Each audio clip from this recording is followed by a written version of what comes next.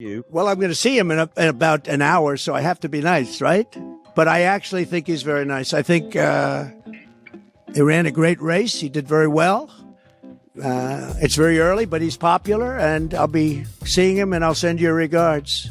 Happy. The president-elect, of course, is beginning celebrations this weekend ahead of the inauguration on Monday, but he seems to be putting his foot down. Here in the And it is pretty embarrassing for Britain to have the special relationship that we have, and everybody knows we have it with the United States of America, but Donald Trump has seen fit not to invite Sir Kier Starmer, no doubt because of... The fact is that Donald Trump refuses to accept Kier Starmer on live TV.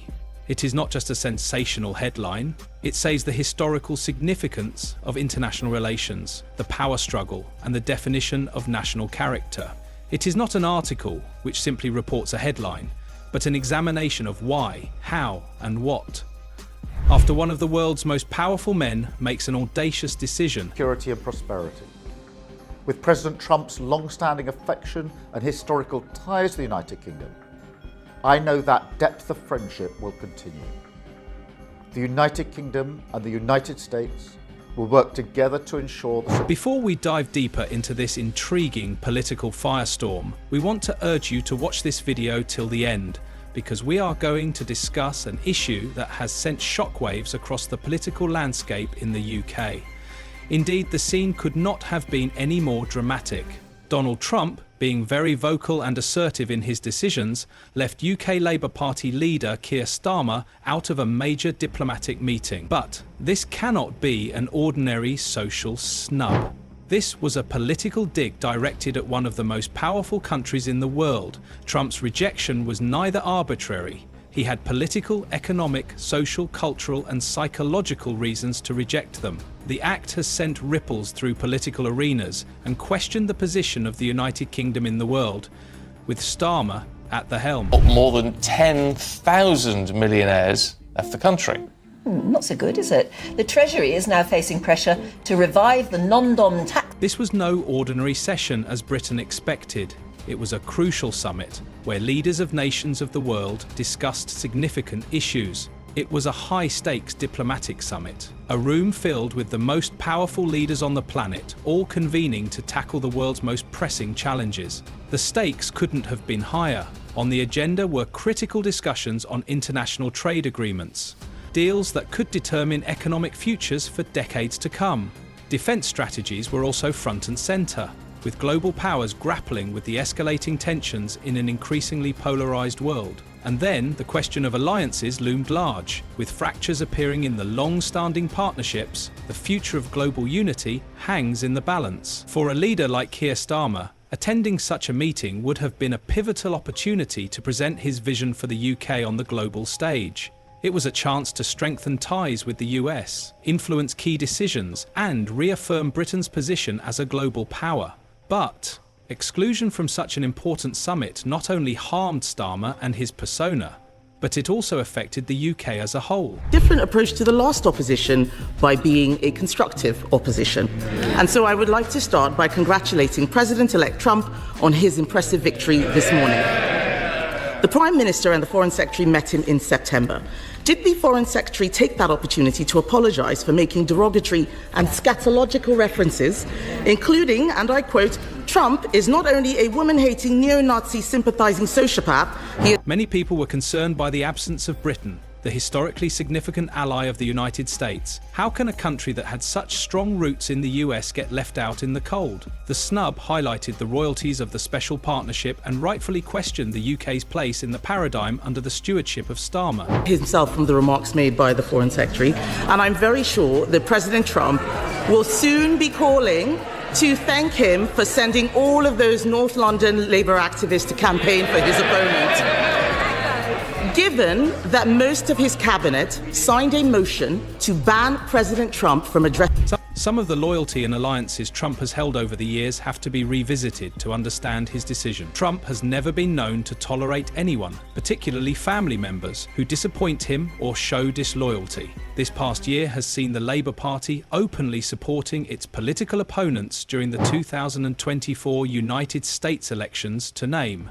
But one example left a rather bitter taste in the mouth. Indeed, some Labour MPs even campaigned for Kamala Harris and aligned themselves with the Democratic Party. This wasn't a political strategy. It was a move that didn't go unnoticed by Trump. From party politics. And the Foreign Secretary and I did meet President-elect Trump just a few weeks ago for dinner for about a couple of hours, and we discussed a number of issues of global significance. It was a very constructive exercise. For Trump, this wasn't merely a political disagreement, it was a betrayal. And in true Trump fashion, betrayals are neither forgiven nor forgotten. The decision to exclude Starmer from this meeting wasn't just a diplomatic maneuver. Trump used this decision to send a clear message that one must be loyal and expect no forgiveness when they are betrayed. It doesn't sound like he wants to invite President-elect Trump to Parliament. He needs to look after the special relationship. The US is our single biggest trade partner. Given the risk of increased tariffs on UK exports, which threaten our manufacturing sector, will the Prime Minister commit now to continue the negotiations on our free trade agreement with the US, which the Biden administration cancelled when they came into office? The exclusion of Britain from the meeting gave the UK an amputated voice in crucial debates. Aside from being a mere diplomatic snub, it was much more a condemnation of leadership in general under Kier Starmer.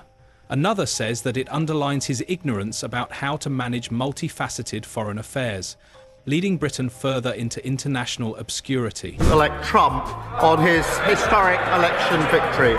As the closest of allies, the UK and US will continue to work together to protect our shared values of freedom and democracy. And having had dinner with President-elect Trump just a few weeks ago, I look forward to working with him in the years. The domestic implications were also on the same level. Starmer, who has been criticised over his leadership in dealing with immigration and other urgent issues, was challenged again over his capacity to provide Britain with a good representation.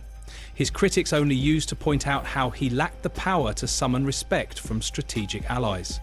Unlike his disdain for Starmer, Trump is well known to have held a united rhetoric equal to outspoken affection for Nigel Farage, the populist and nationalist Trump supporter and Brexit advocate. Farage could not be further from Clinton's liberal internationalism. Their relationship depicts Trump's penchant for sticking with leaders who think like him and are not squeamish about embracing their convictions. Quite critical of you. Well, I'm going to see him in about an hour, so I have to be nice, right?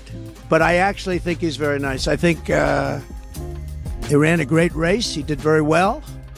It's very early, but he's popular, and I'll be seeing him, and I'll send you regards. Courtesy of his stands, whenever Trump was campaigning for the presidency, he was well and warmly placed by Trump. Starmer's critical attitude to Trump, on the other hand, produced a division that appeared to be irreversible. It was not just a simple rejection of Starmer, supported by Trump politically, or the refusal to attend a meeting when Trump has clearly stated as much. It is also focused on the rising gap between nationalist individualism and globalization. By refusing to include Starmer in such a crucial meeting, Trump not only strengthened the perception of him as an anti-conventional decision-maker who uses his own rules, And his government can be more than student politicians by asking the Speaker to extend.